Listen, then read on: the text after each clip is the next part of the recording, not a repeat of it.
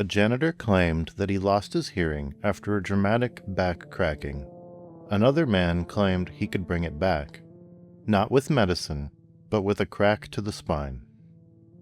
In 1895, that single adjustment launched a whole new kind of medicine. One born from mysticism, magnets, and a whole lot of blunt force trauma. This is the origin of chiropractic care. It all started in Davenport, Iowa in 1895. A janitor named Harvey Lillard had a problem. He was deaf. Years earlier, he had bent down to work in a cramped space and something popped in his back, and his hearing vanished. For nearly 2 decades, he lived in silence. Doctors couldn't help him. No surgeries, no medicines, no answers. That was until he met Daniel David Palmer. Palmer wasn't a physician, he was a beekeeper from Ontario, Canada. He called himself a magnetic healer, one of the many pseudoscience practitioners who filled the gap between folk cures and formal medicine in the 1800s. He claimed to manipulate the body's energy through magnetic fields, and business was good. Palmer distrusted modern medicine. He rejected germ theory, opposed vaccines, and scoffed at pharmaceuticals. But Palmer wanted more. He wanted something bigger. Something that could change medicine entirely. When Harvey Lillard told him about the pop in his back and the hearing loss that followed, Palmer saw an opportunity. Like many 19th century Americans, Palmer was obsessed with the unseen. Ghosts, auras, vital forces. He believed the body had an innate intelligence, and that misaligned vertebrae could block it. And so, Palmer did something no one had tried before.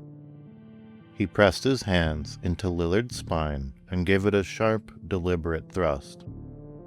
And the story goes that Harvey Lillard stood up and could hear again. In the Washington Tribune, it was reported that Mr. Lillard said, "Mr. Palmer, what have you done? I have been deaf in one ear for 17 years, and now I can hear well as ever." To Palmer, this wasn't luck. It was evidence and validation. He believed he had discovered the root cause of all diseases. Misaligned vertebrae disrupting the body's natural healing energy. Correct the spine, and the body could heal anything. No drugs, no scalpels, just hands.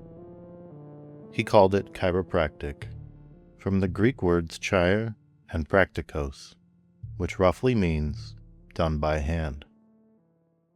A new healing art was born, not in a hospital or a lab, but in the back room over a janitor's bad back. Palmer didn't just claim to fix hearing, he claimed to fix everything. He believed all disease, from asthma to infection to insanity, could be traced back to a misaligned spine. He believed the spine was the key to all disease, that subluxations or tiny misalignments disrupted the body's innate intelligence, the vital force that kept you alive and healthy. Correct the misalignment, and the body would heal itself. No other medicine was needed.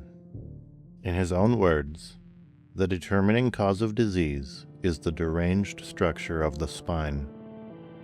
To Palmer, chiropractic wasn't just medicine, it was a philosophy, a spiritual one. He believed disease has no place in a well-aligned spine. He even claimed the idea was whispered to him during a seance by the ghost of a long-dead doctor. In 1897, he opened the Palmer School of Chiropractic, but the medical establishment was not impressed. They saw him as a quack. Palmer wasn't licensed, he had never been to medical school, and yet, He claimed he could cure anything with his bare hands. By the early 1900s, chiropractors were being arrested across the country for practicing medicine without a license. Some sources say that between 1900 and 1931, more than 15,000 chiropractors were jailed. Getting arrested became almost a rite of passage in the profession. Some joked they could hand out diplomas and mugshots at graduation. In 1906, Palmer was arrested for practicing medicine without a license. He chose to go to jail instead of paying the fine. He served 23 days in jail and emerged more convinced than ever that chiropractic was a divine calling. And even after his death, the persecution didn't stop. Chiropractors organized legal defenses, banded together in state associations, and lobbied for recognition. Slowly and painfully, they won the right to practice, state by state. Medical journals published scathing critiques, warning that chiropractic adjustments could lead to paralysis or stroke.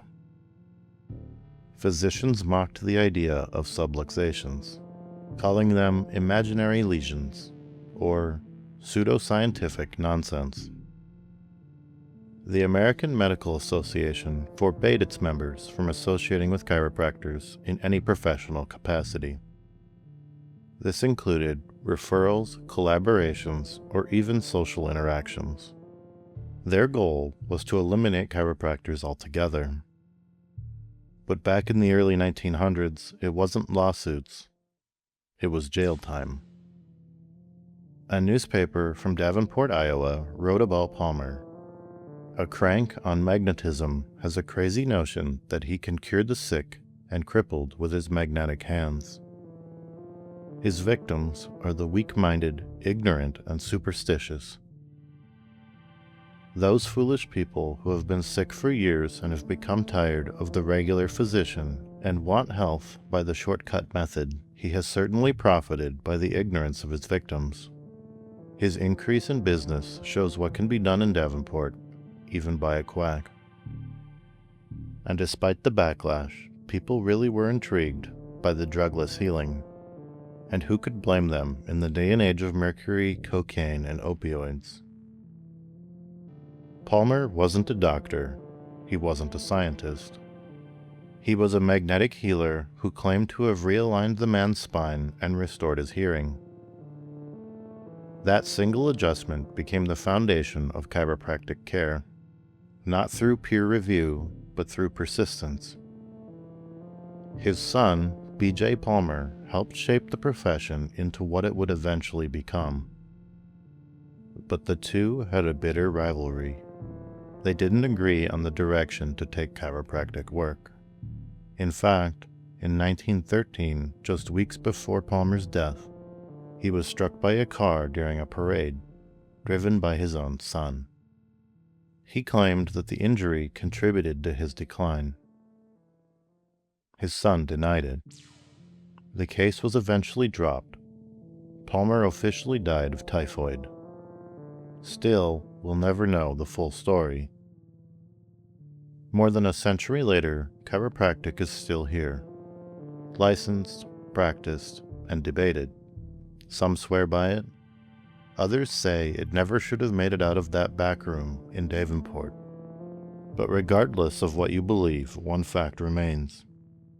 The first chiropractic adjustment wasn't tested, studied, or approved. It was a single crack to the spine, delivered by a man who spoke to ghosts. And somehow, that was still enough to spark a movement. Because in 1800s America, medicine didn't need proof, just conviction, charisma, and a willing patient.